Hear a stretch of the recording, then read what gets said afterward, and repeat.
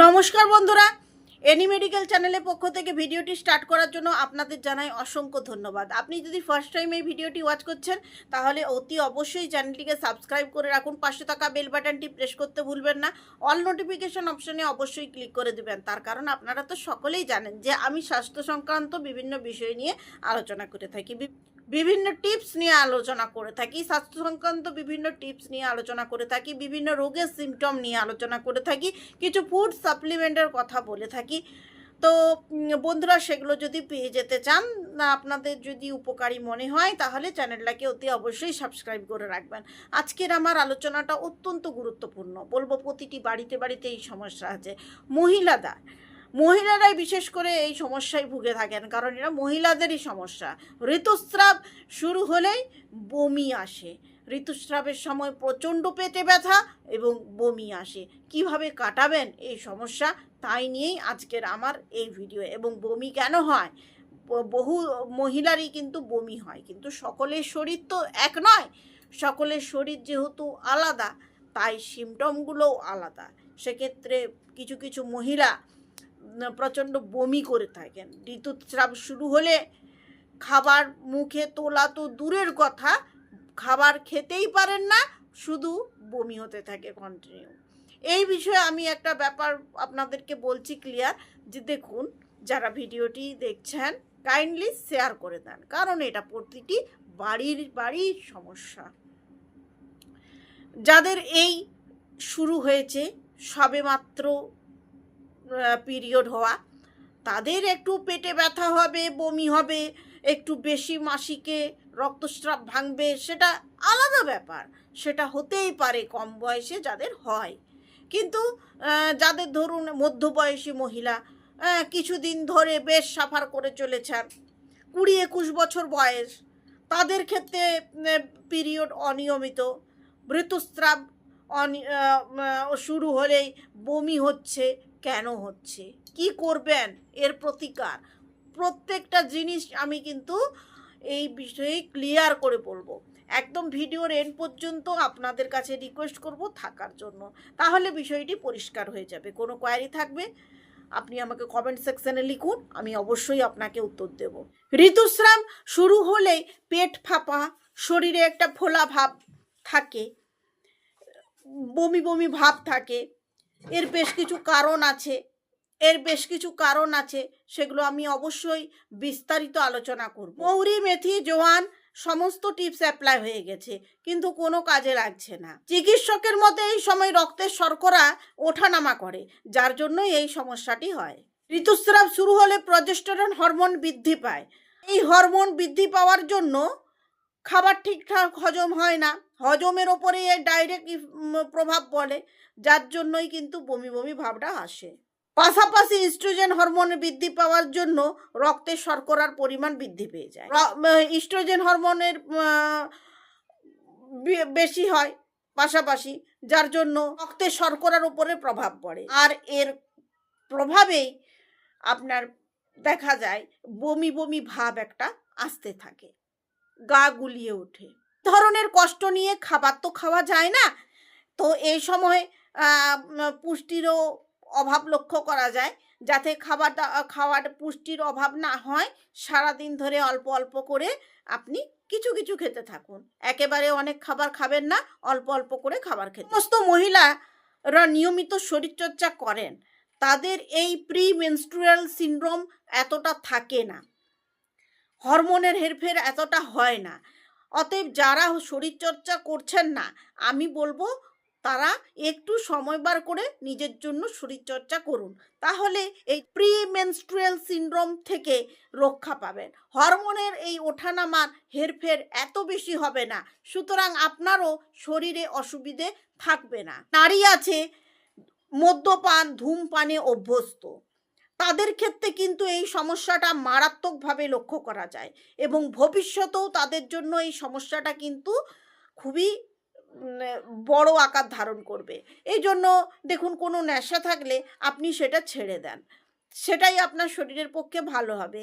অন্তত পক্ষে যারা ছাড়তে পারছেন না, পিরিয়ডে হওয়ার বেশ কয়েকটা দিন আগের থেকে অন্ততপক্ষে এগুলো স্টপ রাখুন। তাতে করে এই আপনাদের প্রি মেনস্ট্রুয়াল সিনড্রোম যে দেখা দিচ্ছে সেটার থেকে অন্ততপক্ষে রক্ষা পাবেন। বন্ধুরা, এই যে ধরুন আপনাদের প্রি মেনস্ট্রুয়াল সিনড্রোমের কথা বললাম, গা গোলানো, বমি বমি ভাব, এই যে কথাগুলো আমি বললাম, পেটে অসহ্য যন্ত্রণা, এগুলো তো আর আমাদের নিজেদের হাতে নেই, এগুলো শরীরের ভেতরের ব্যাপার। হরমোনের ওঠানামার জেরেই কিন্তু এই পিরিয়ডের সময় বমি ভাবটা আসে। এটা খুব স্বাভাবিক। যে সমস্ত মহিলারা একটু শরীরচর্চা করেন, নিয়মিত জল পান করেন, তাদের ক্ষেত্রে এই সমস্যাটা সেরে যায়।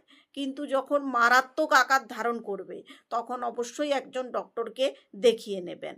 আর আপনি যদি এই যে সমস্যার থেকে পরিত্রাণ পেতে চান, পিরিয়ডের সময় দেখা যায় তলপেটে ভারী যন্ত্রণা, তারপরে দেখা যায় যে ঠিক মতো মাসিক হচ্ছে না, অনেক সময় দেখা যায় যে মাসিক হচ্ছে কিন্তু কম কম, ঠিক মতো পর্যাপ্ত নয়, এগুলো কিন্তু শরীরের ওপরে অনেক প্রভাব ফেলতে পারে। এগুলোর থেকে পরিত্রাণের জন্য আপনারা দুটো ফুড সাপ্লিমেন্ট ব্যবহার করতে পারেন। সেটা সারা জীবন আমি ব্যবহার করতে বলছি না, জীবন শক্তি আর তার সাথে আপনি ব্যবহার করবেন সুন্দরী জীবন সিরাপ, এই দুটো জিনিস ব্যবহার করবেন।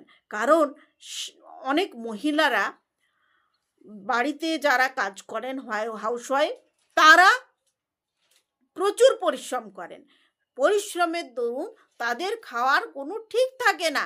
যারা ওয়ার্কিং লেডি তারা তো মারাত্মক পরিশ্রম করেন, তাদের ক্ষেত্রেও তারা এই শরীরের কষ্ট নিয়ে কিন্তু তাদের সমস্ত কাজগুলো করতে থাকেন।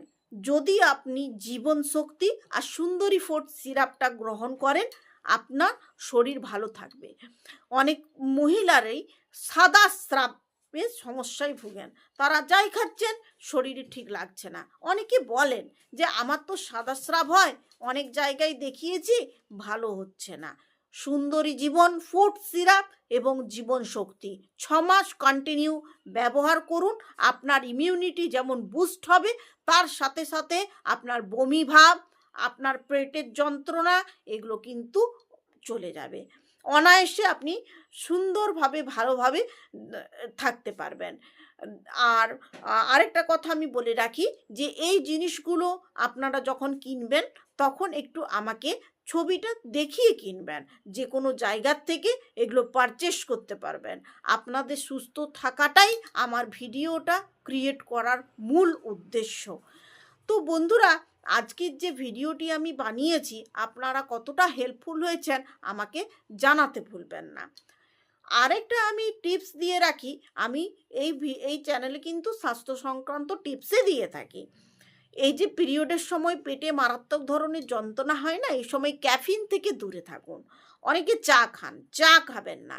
যেহেতু জরায়ুর সংকোচন হয়, এই সময় গরম জল খাওয়ার চেষ্টা করবেন, জরায়ুর সংকোচনটা কমবে, তলপেটে ব্যথাটা কমে যাবে। অনেক সময় ভারী যন্ত্রণা হয়, গরম জল করে বোতলে ভরে বোতলের জল রাখবেন পেটের তলায়। যাদের হট ওয়াটার ব্যাগ আছে তারা কিন্তু তলপেটে একটু হট ওয়াটার ব্যাগ নিলেও তাদের যন্ত্রণা কিন্তু চলে যাবে। এই জিনিসগুলো করবেন।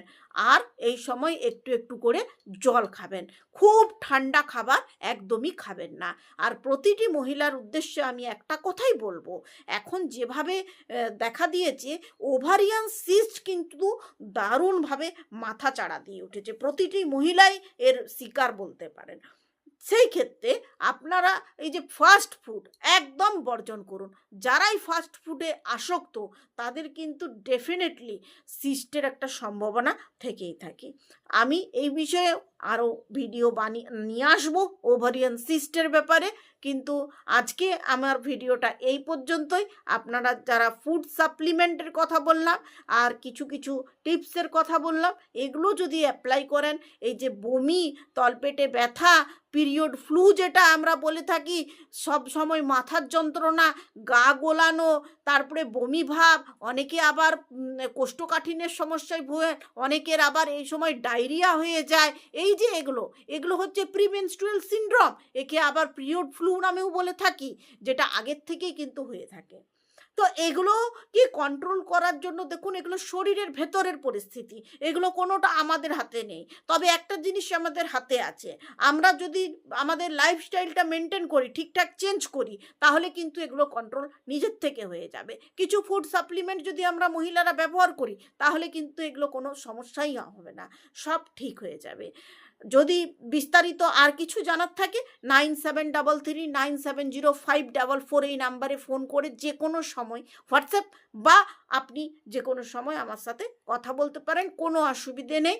আপনাদের শারীরিক সুস্থতার কামনা করে ভিডিওটি আমি এখানেই শেষ করছি। কেমন লাগলো ভিডিওটি আমাকে জানাবেন, আর অবশ্যই আপনার যে সমস্যা আছে সেই সমস্যার কথা আমাকে জানাবেন, আমি তার উপরে ভিডিও বানিয়ে দেব। আজকে ভিডিওটা এই পর্যন্তই রাখলাম, পরের দিন দেখা হবে নতুন টপিকের সাথে।